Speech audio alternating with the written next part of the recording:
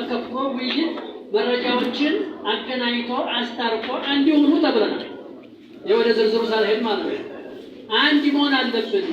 የበለጠውን ተከፋፍለን እስበሳችን በጥላቻ መንፈስ ልንተያይ ለምን ይገባል በሚል መርህ ተነስቼ ነው። ያንንም ደግሞ አምር ቢልማዕሩፍ ነህይ ዐኒል ሙንከር ይባላል በቁርአን በሐዲሳችን አይደል? አምር ቢልማዕሩፍ ማለት ሰውን ወደ ጥሩ ነገር ስገድ፣ ጾም፣ ሰድቅ ብሎ መናገር ነው። ከመጥፎ መከልከል ደግሞ ዚና አትስራ፣ መጥፎ አትስራ፣ ሐራም አትስራ ምናምን ማለት ነው። ይሄ ነው ኪታቡን ያለው ምክር ነው። ቁርአናችን ሐዲሳችን ብታዩት መልካምን ነገር ብቻ አይደለም ስሩ ብሎ የሚናገረው ቁርአናችን። ገባችሁ? መልካምን ነገር ብቻ ስሩ ብሎ አይደለም የሚናገረው። መልካምን ነገር ስሩ ብሎ ከጀርባው ያለው ተቃራኒ ነገር ይሄን ነገር አትቅረቡ ብሎ ይናገራል። ይሄንን ነው ያሰመርኩበት መስመር ይሄ። ለምሳሌ ስለ ኢማን ስትናገር ኢማንን ብቻ መናገር የለብህም። የኢማን ጸር የሆነው ኩፍር መናገር አለ፣ ማስጠንቀቅ አለ። ተውሂድ ስትናገር የተውሂድ ተቃራኒ ሽርክ አለ። ሽርክ በጎኑ ካላብራራ አንተ በትክክል ተውሂድ ያስተማርክ አይደለም ለማለት ነው። አምር ቢልማዕሩፍ የሚለው ቁርአኑ ስለ አምር ተናግሮ ነህዩንም እዛው ነው የሚናገረው። ተውሂድን ተናግሮ እዛው ምንድን ነው የሚናገረው? ሽርክን ነው የሚናገረው። የትኛውም ቦታ ቁርአንና ሐዲስ የሆነ አንድ ጥሩ ነገር ሲናገር ያው ፖዘቲቭ ነገር የምትሉት ነገር አለ፣ ተቃራኒውንም አብሮ ነው የሚያስቀምጠው። ግን አንዳንድ ሰዎች ግን አንድ ፊልድ ብቻ ይዘው ይጓዛሉ። ስለዚህ ይሄ ኪታብ ምንድን ነው? እንደ ነሲሐ ነው። እኛን ብቻ ሳይሆን እኛ ራሳችንን ወይም በቁርአን በሐዲስ የሚመራውን ህዝብ ብቻ ሳይሆን የሚያገለግለው ሙኻሊፍ አትሁኑ፣ ባካችሁ ተመለሱ፣ ከዚህ ነገር እንታረቅ፣ አንድ እንሁን ነው። አንድ አንሆንም የሚለው ግን መረጃ የለውም ነው። ግን ለምሳሌ ካፊር ከሆነ አንድ ሰው በቁርአን ያከፈረውን ካፊር ማለት ሸሪዓ፣ አንተ ራስህ ግን በራእይ በጥላቻ ተነስተህ ካፊር አትበል ነው። አኩርፉት የሚባለው አለ። ሙብተዲዕ ምን ማለት ነው? ቁርአን አኩርፉት ያለውን ነገር በግልጽ የሆነው የተናገረውን ማኩረፍ ግዴታ ነው። ግን ዝም ብለን ግን በጥላቻ ተነሳስተን እስበሳችን አንጣላ የሚለው ነው የጻፍኩት ያሰመርኩት እንጂ የመከፋፈል አጀንዳ ያዝ ይሄ ከሐዲሳችንም አይደለም። እኛ ግን ሙስሊሞች አንታረቅም ለምን እንባባላለን? ቁርአኑ እያለ ያለው ካፊሮችን እንኳን እየተዋጋቸው አይሁዶችን እንኳን ካይደ ተፈለ የቁጥና አይሁድ ሁሉ ማለት አህድ ያፍራሽ መሆናቸው 10 ጊዜ ሀዲስ ያፈርሳሉ። ላኪን ስትዋጋቸው ወኢንጀነሁ ሊሰልሚ ፈጅነህላ ወተወከላ ምን ማለት ነው? እንዲህ አንተን ለማጥፋት ቢመጡ እርቅ ለቃላቸው ከራስ ነው እንታረቅ ቢሉ ታረቅ።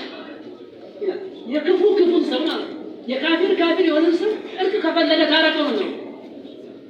ወተወከለ አላህ ማለት ሸር አስበው አንተን ለማስተኛት የራሳቸውን ለማመቻቸት ቢያስቡ በአላህ ተመካ እንጂ አልታረቅም እንደ ወይ يريد أن يخدعوك فإن حسبك الله።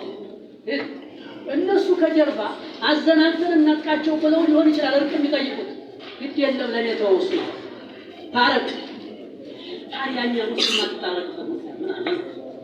ስለዚህ ለክርክር ተሸፊ አንድ ሰው የሆነ ክርክር ሲጋ ራሱ አሸንፎ እንዲገባ ይላርጎ እንዲገባ ለመዝሃቡ ለዘረኝነት ምናምን ይህንን አንግቦ የሚነሳሰው ያደለም ምን ያውቃል? አባት እንዲያው ምሳሌ ጋር አባት ልጆቹ ጥሩ ነገር ያስተምራቸዋል። ከመጥፎ መከልከል የለበትም ወዲህ ዝም ብሎ ብቻ ይሄን ስሙ ማለት አይደለም። ይሄን ተው ይሄን ዝራቁ ማለት ነው አባት ማለት ታው ብሎ ይሄ መጥፎ ነው ብሎ መናገር ግን ጥላቻ አይደለም። ለልጆቹ ጥላቻ አይደለም።